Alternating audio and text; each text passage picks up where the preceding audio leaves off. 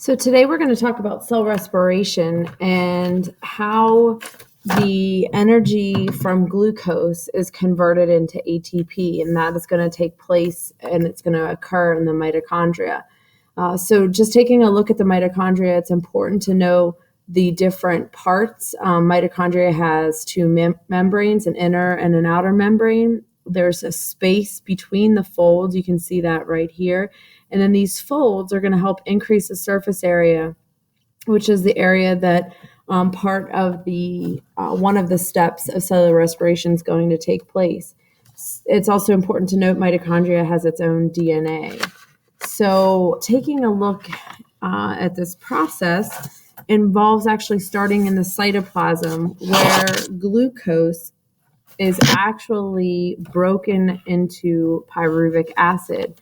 So if you take apart the word glycolysis, you have sugar and glyco go together, and lysis means to break. So inside the cytoplasm, this first step, glucose is breaking into two pyruvic acids, and that's actually going to result with 2 ATP. And students often get excited. They're like, oh, there's the ATP, but that is not enough for the cell.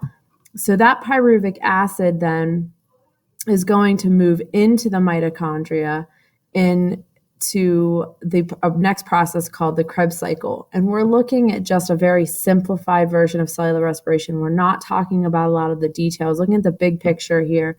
And in the Krebs cycle, one of the products is CO2, and there's some CO2 here as well. But it's at this point that oxygen has to be present for this process to continue. So if oxygen's present, this pyruvic acid is going to go into the Krebs cycle and produce more ATP, so in particular 4 ATP.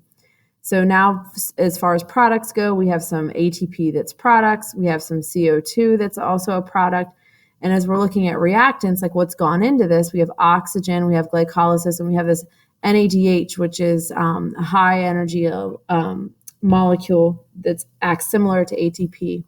There's also some ATP involved here. You don't see that.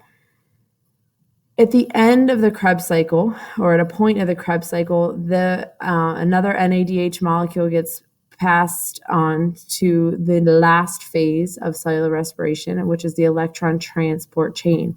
So all these electrons that have been getting passed along now are going to power this action called ATP synthase. So it's an enzyme that's going across the membrane of the mitochondria, and electrons are pumping through there, and that process is generating 36 ATP. So here's your big payout right here at the electron transport chain. Another product at the very end of this is water. So basically, cellular respiration uses sugar and it converts it into ATP. So that's taking one form of chemical energy and converting it into another form of chemical energy. But in this case, ATP is the usable form for the cell. So again, the mitochondria is the place where all of this is happening.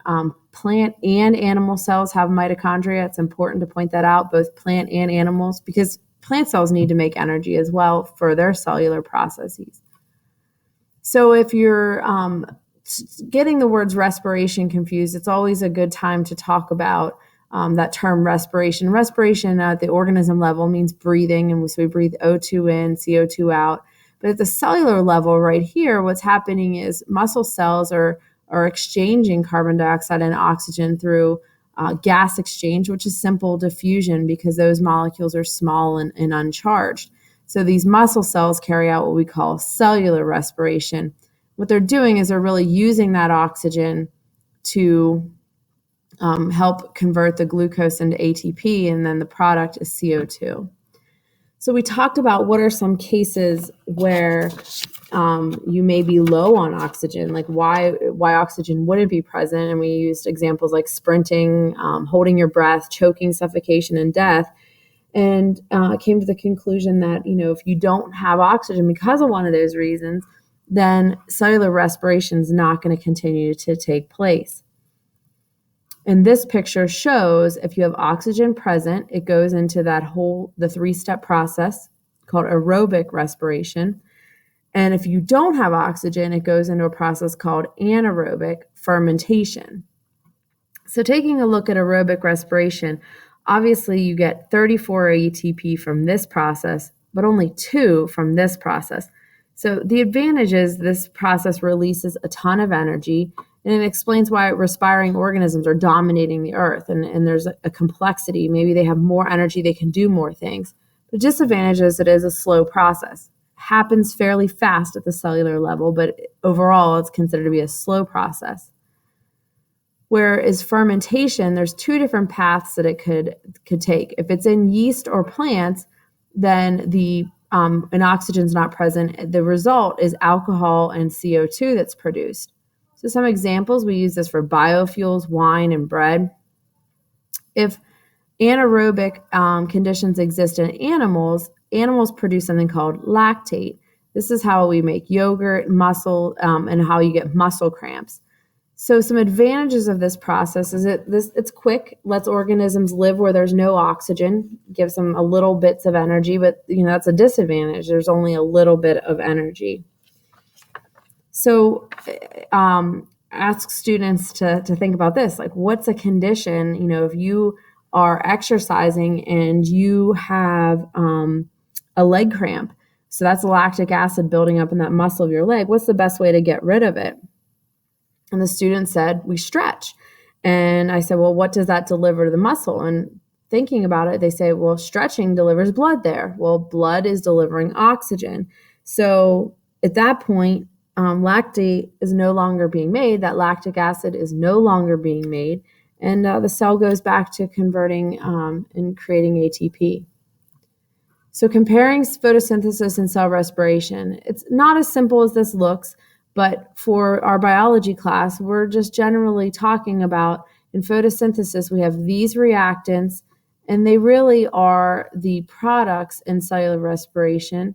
And then you have the products in photosynthesis, or the reactants in cellular respiration. So a lot of times I encourage students to memorize the equation and be able to reverse it so that you understand what's happening. On a global level, they are opposites. One removes carbon dioxide from the atmosphere, cellular respiration puts it back. One releases oxygen, and the other one uses that oxygen to release energy from food. The big thing is for us to understand that photosynthesis helps plants produce glucose, and that glucose is just not a usable form of energy for the cell. So that's what the mitochondria do. It's important to ask yourself, what happens in these processes? Like, what happens if the water is reduced? That's going to impact then the amount of glucose that's produced? Or what happens if sunlight's increased? What happens if sunlight's decreased?